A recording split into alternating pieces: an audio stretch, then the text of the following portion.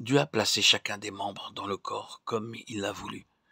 Si tous étaient un seul membre, où serait le corps? Maintenant donc il y a plusieurs membres et un seul corps.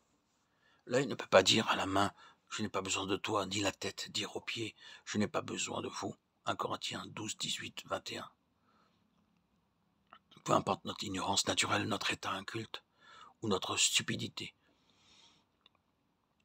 Devant lui, à ses yeux, nous sommes tous précieux, nécessaires et importants.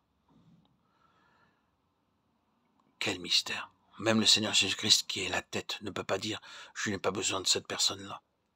Comme dans le corps humain, tous les membres sont nécessaires et indispensables, d'importance et de valeur égale.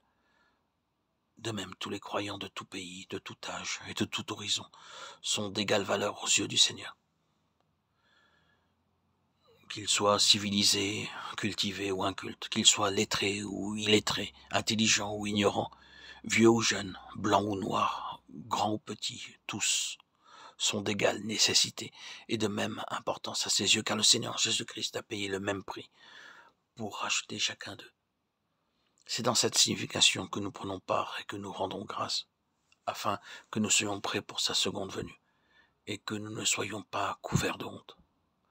Pour vous, l'onction que vous avez reçue de lui demeure en vous, et vous n'avez pas besoin qu'on vous enseigne, mais comme son onction vous enseigne toute chose, et qu'elle est véritable, et qu'elle n'est point un mensonge, demeurez en lui selon les enseignements qu'elle vous a donnés. Et maintenant, petit enfant, demeurez en lui, afin que lorsqu'il paraîtra, nous ayons de l'assurance, et qu'à son avènement, nous ne soyons pas confus et éloignés de lui. 1 Jean 2, 27, 28. Quiconque a cette espérance en lui se purifie, comme lui-même est pur. 1 Jean 3, 3. C'est dans ces intentions que nous prenons part à la table du Seigneur. Ensemble, nous rendons témoignage qu'en lui nous sommes pleinement satisfaits. Il est notre satisfaction céleste. Jésus leur dit « Je suis le pain de vie. Celui qui vient à moi n'aura jamais faim, et celui qui croit en moi n'aura jamais soif. » Jean 6, 35. Par ce témoignage, nous affirmons que nous n'avons plus faim ni soif pour les rudiments du monde, pour la musique du monde, pour la lecture du monde, pour les amitiés du monde et pour les positions dans le monde.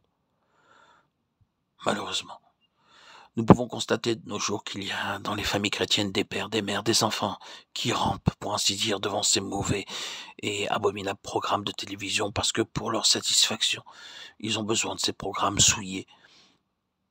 De telles personnes ne peuvent évidemment pas participer à la table du Seigneur. Si elles participent néanmoins, leur témoignage sera faux, et par cette participation indigne, elles se placent elles-mêmes sous un jugement et une condamnation. Car celui qui mange et boit sans discerner le corps du Seigneur, mange et boit un jugement contre lui-même. 1 Corinthiens 11, 29. Ainsi, en prenant part à la table du Seigneur, nous témoignons que le Seigneur Jésus est notre satisfaction céleste, notre pain céleste, notre boisson céleste. Pour chacun de nous, cela signifie « je l'attends, je regarde vers lui, je me rends prêt pour lui ». Il peut venir à n'importe quel moment. Je serai très heureux d'être en sa présence, en sa compagnie. Je n'ai rien de quoi je devrais avoir honte. De même, nous rendons ce témoignage que nous avons une libre entrée identique pour chacun de nous en sa présence. C'est pour cette raison que la table du Seigneur devrait se trouver au milieu de l'assemblée, afin de témoigner que nous avons tous le même accès indistinctement. Ainsi donc, frères, puisque nous avons, au moyen du sang de Jésus, une libre entrée dans le sanctuaire. Hébreux 10, 19. Chaque croyant a donc le même libre accès et le même privilège dans le lieu très saint à cause de la valeur du sang précieux du Seigneur Jésus. Nous avons le droit d'entrer avec n'importe quel fardeau, n'importe quel besoin, n'importe quelle épreuve. Adorons le Seigneur à genoux et remercions-le de cette grâce de goûter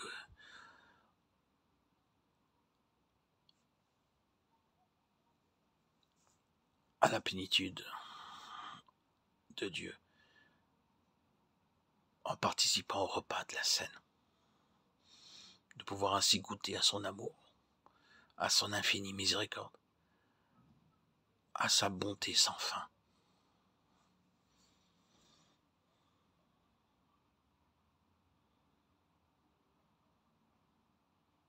Gloire à Dieu au plus haut des cieux, et paix sur la terre aux hommes qu'il aime. À toi, Seigneur, tout honneur et toute gloire pour les siècles des siècles.